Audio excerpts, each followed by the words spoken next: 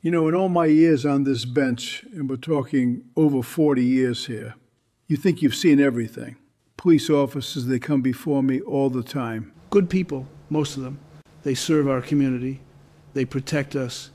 They deserve our respect. But that Tuesday morning in November, something walked into my courtroom that made my blood run cold. Let me tell you about Chief Robert Mancuso. 6'2", silver hair, uniform pressed to perfection. He strolled into my courtroom like he owned the place. And you know what?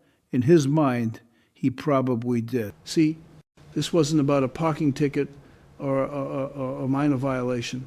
The FBI had been building a case against this man for 2 years. Corruption, bribery, evidence tampering, the works. But nobody in Providence knew that yet. I remember getting to court that morning early, like I always do. Been doing it for 40 years. My father taught me, Frank, if you're not 10 minutes early, you're late. So there I was, 8:20 a.m., reviewing my docket with a cup of coffee Christina made for me. Strong black coffee, the Italian way. And I see his name there, Chief Robert Mancuso, contempt of court. Now, let me back up and tell you how this all started. 3 months earlier, we had a case involving Officer Tommy Rodriguez. Good kid, 5 years on the force, married. He'd been accused of excessive force during a routine traffic stop. Video evidence, witness testimony, it was all there. But something wasn't right about the case file. Officer Rodriguez's partner that day was supposed to testify. But suddenly, his report disappeared. Then the dash cam footage went missing. Then witnesses started changing their stories. One by one, the evidence was disappearing, and the case was falling apart. That's when the federal prosecutors stepped in. They suspected someone high up was interfering with the case, someone with enough power to make evidence disappear and witnesses change their minds. Someone like a police chief. So they subpoenaed Chief Mancuso to testify under oath about the missing evidence. Simple procedure. Show up, answer questions, tell the truth. But Mancuso, he never showed up. Not the first time, not the second time. That's how he ended up in my courtroom for contempt. I'm looking at the docket that morning, and Christina leans over and whispers, "Judge, this one's unusual." Unusual? That's putting it mildly. You see, in my 40 years, I've had police officers before me maybe a dozen times for serious matters. Always professional, always respectful. Even when they were wrong, they understood the process. But something felt different that morning. There were more people in my courtroom than usual, lawyers I didn't recognize, men in suits sitting in the back rows, and Agent Sarah Collins from the FBI, though I didn't know who she was at the time. She was just another face in the crowd. But there was something about the way she was watching everything that caught my attention. So here comes Chief Mancuso walking into my courtroom at 9:30 sharp. But the way he walked, like he was doing me a favor by showing up. No respect, no humility, just arrogance, pure arrogance. He had this smirk on his face, like this was all beneath him. And I'm thinking to myself, Frank, your father didn't teach you to take disrespect from anybody, badge or no badge.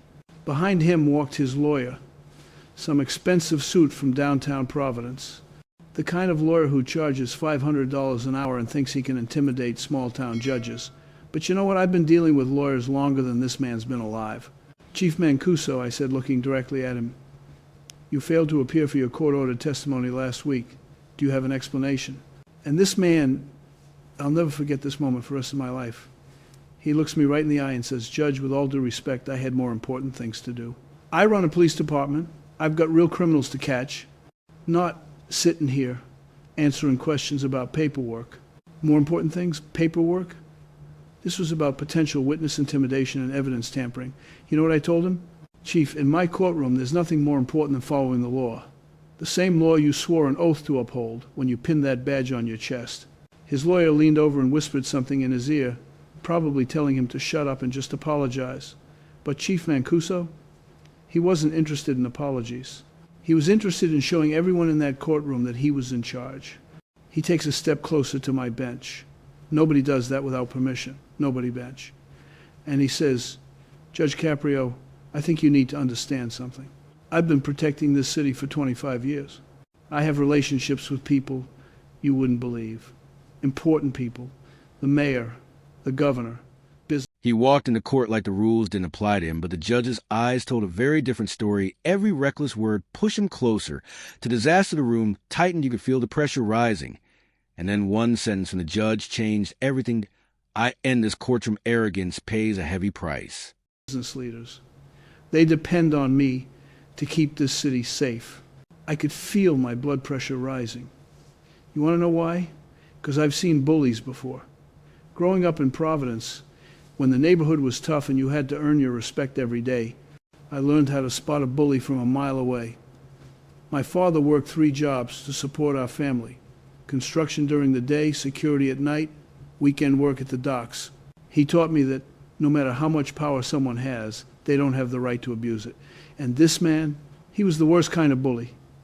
The kind with a badge and 25 years of getting away with it. Chief, I said, keeping my voice steady but firm, the only relationship that matters in this courtroom is your relationship with the truth. Now, I'm going to ask you one more time, do you understand why you're here? But instead of answering my question, he turned around and looked at the packed courtroom. All those people watching, waiting to see what would happen next. And then he turned back to me with this look of absolute contempt. Judge, he said, his voice getting louder, I think you need to understand something. I run this town, not the mayor, not the city council, not even you. I decide what happens on these streets. I decide which cases get priority. I decide what evidence is important and what evidence isn't. And frankly, I don't think you appreciate the difficult position you're putting me in here. The courtroom went dead silent. You could have heard a pin drop. I've had people yell at me before, sure. Drunk drivers angry about losing their licenses. Angry parents whose kids got arrested. People having the absolute worst day of their lives. But this was different. This was a sworn law enforcement officer, someone who took an oath to serve and protect, telling a judge that he was above the law. I looked around my courtroom. There was old Mrs. Patterson, who's been coming to watch court proceedings for 15 years. She looked horrified. There were young law students from Brown University who come to observe. They were taking notes frantically. There were lawyers who practice in my court regularly, and they were staring in disbelief. I took off my glasses. I rarely do that, but when I do, people know I'm serious, and I cleaned them slowly while I thought about what to say. I thought about my father, who came to this country from Italy with nothing but hope and a willingness to work. I thought about every police officer who ever served with honor and integrity. And I thought about what justice really means in a democratic society. Chief Mancuso, I said, standing up from my bench, something I almost never do. Let me tell you something about how this works. Nobody runs this town except the law. Not you, not me, not the mayor, not the governor. The law. And right now, you're in violation of it. But he wasn't finished. This man, this public servant who was supposed to protect and serve the citizens of Providence, he completely lost all self-control. His face was getting red, his voice was getting louder, and he started pointing his finger at me like I was some rookie cop he was dressing down. You know what, Judge? He said, his voice echoing through my courtroom. I've been nice so far, but I think you need a reality check. You sit up there in your little black robe thinking you're important, but let me tell you how the real world works. I've got files on everybody in this city, judges included. I know who owes money to who. I know who's having affairs. I know who's got gambling problems. So maybe you should think very carefully about how you want to handle this situation. Files on judges? Was this man actually threatening me in open court? In front of 30 witnesses? I couldn't believe what I was hearing. In 40 years on the bench, nobody had ever threatened me like this. Not drug dealers, not organized crime figures, not anyone. I looked around my courtroom again.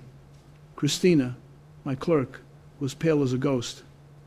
The court reporter's fingers had stopped moving. She was just staring. Some of the lawyers looked scared. Others looked disgusted. But one face in particular caught my attention.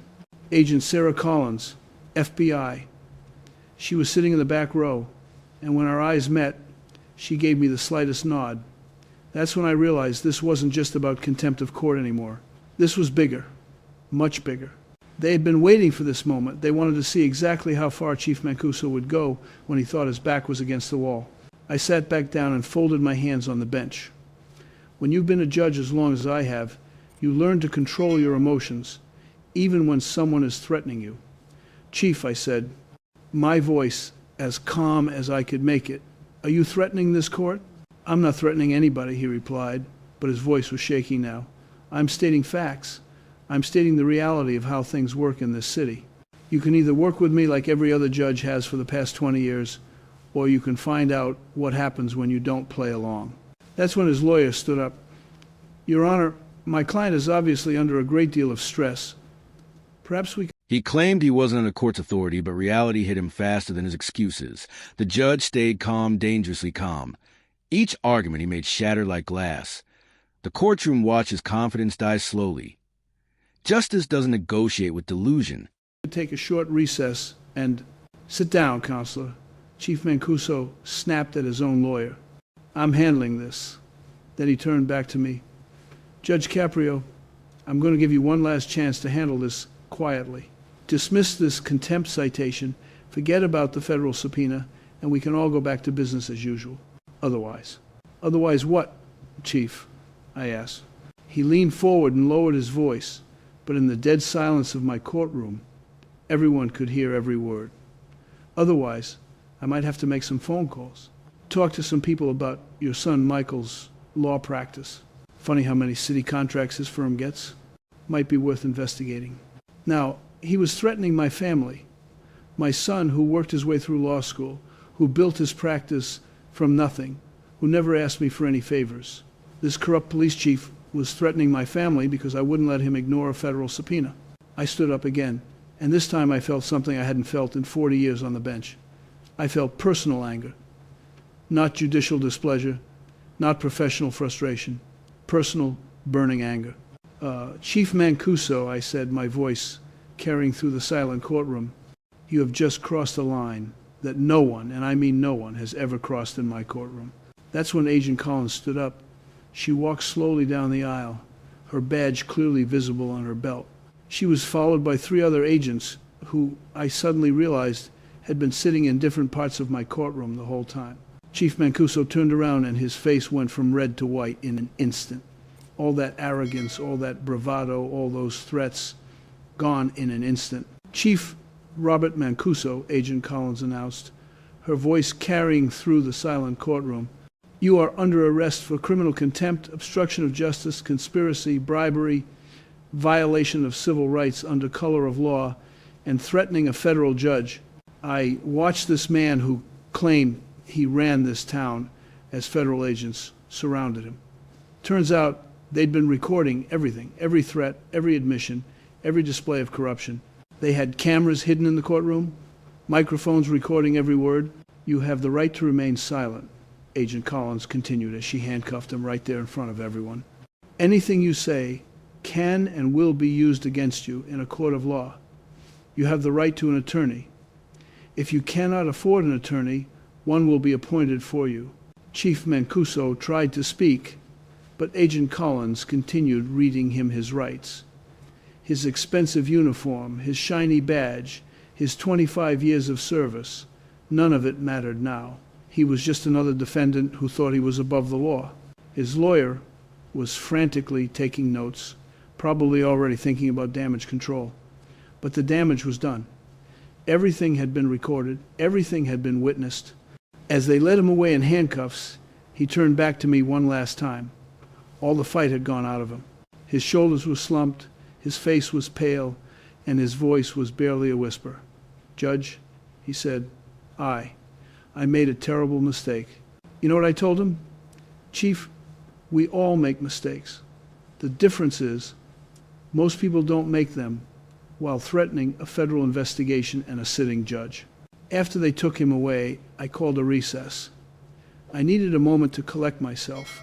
My hands were shaking, not from fear, but from anger and adrenaline. I kept thinking, how many people had this man bullied over the years? How many cases had been compromised? How many good, honest police officers had been forced to look the other way while he corrupted everything they stood for? Christina came up to my bench "Judge, are you all right?" "I'm fine, Christina," I said, "but I keep thinking about all the police officers who serve with honor and integrity every day. This man just disgraced every badge in the city." Agent Collins approached my bench before she left. "Your Honor," she said, "we want to thank you for your patience during this investigation. This has been going on for 2 years. We needed him to show his true nature in a public forum where we could record everything." "Agent Collins," I replied, "in my courtroom, everyone gets treated the same. Badge or no badge, uniform or no uniform, connection or no connections. Nobody is above the law." She nodded. "That's exactly why we chose your courtroom for this, Judge. Your reputation for fairness and integrity is well known." He tried talking over the judge, and that was a moment everything flipped. Silence fell heavy and cold. The judge leaned forward, voice low but powerful. Authority wasn't requested, it was enforced. He learned the hard way that disrespect has consequences. "We knew you wouldn't be intimidated. You want to know what happened next?" Within hours, the story was all over the news. Local news, national news, cable networks. Corrupt police chief arrested in Judge Caprio's courtroom after threatening judge. But that wasn't the important part. The important part came in the days and weeks that followed. 3 days later, Officer Maria Santos knocked on my chamber door. Young officer, 5 years on the force, honest as the day is long. She had tears in her eyes. "Judge," she said, "I wanted to thank you." "Thank me for what, Officer Santos?" "For showing us that the badge means something again," she replied. "Chief Mancuso, he was ruining everything we believed in. We couldn't speak up because he had all the power. He had files on everyone. Just like he said. We were afraid. But you showed us that nobody is above the law." That's when my eyes got a little watery. You know why? Because that's what justice really looks like. Not the dramatic arrest, not the headlines, not the news cameras. Justice is when good people can sleep at night knowing that the system works for everyone. A week later, I got a visit from Detective Frank Torres, a 20-year veteran. He told me that Chief Mancuso had been running a protection racket for years. Business owners who didn't pay up would suddenly find themselves getting more tickets, more inspections, more harassment.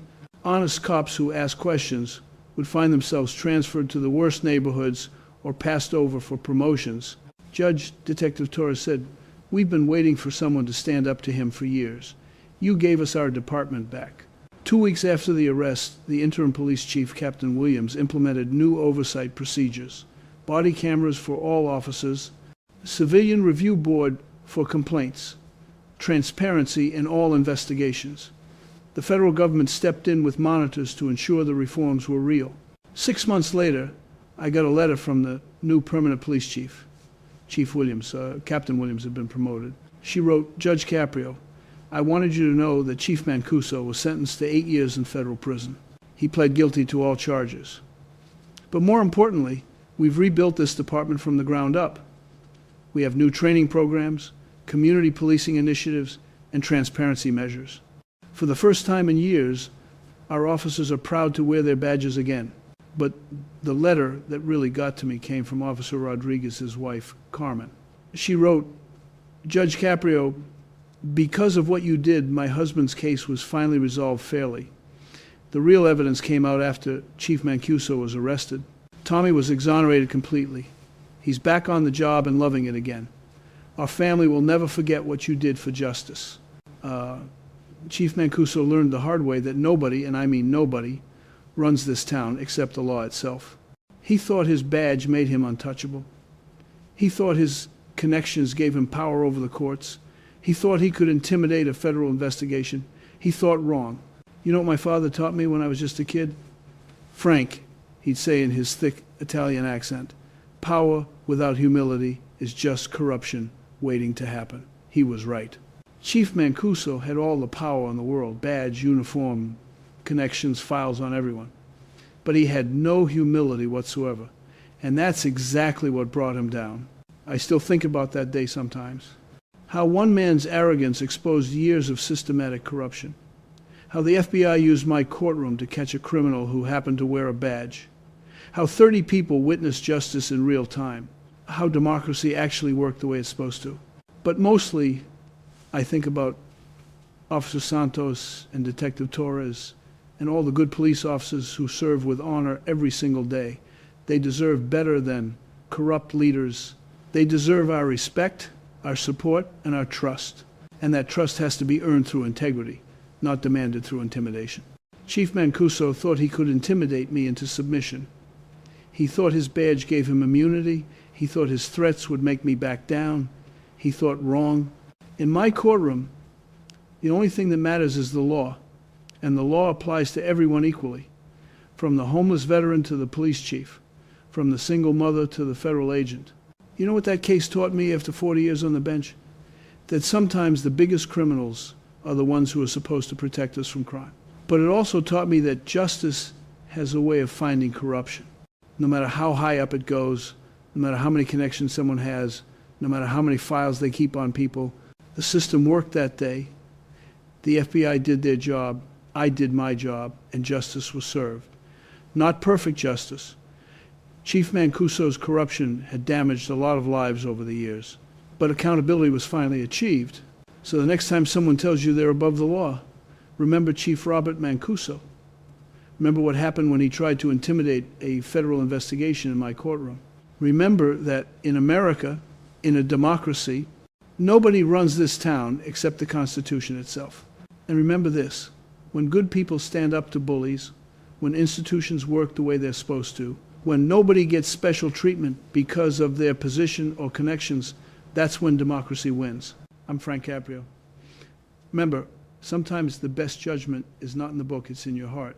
But when it comes to corruption, the book is pretty clear. Nobody is above the law. Thanks for listening, and God bless. From the second he opened his mouth, tension filled the room. His attitude was loud, but his logic was non-existent. The judge watched him ruin his own case step by step. Each sentence dug him deeper into trouble.